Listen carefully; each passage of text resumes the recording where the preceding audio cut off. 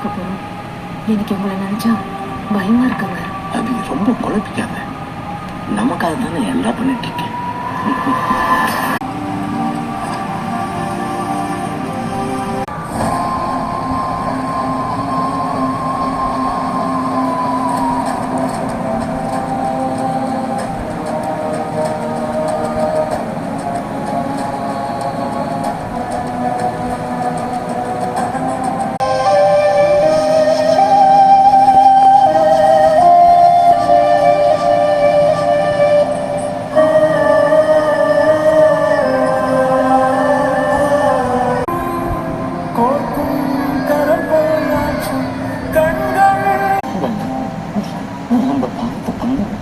எது பாவம்?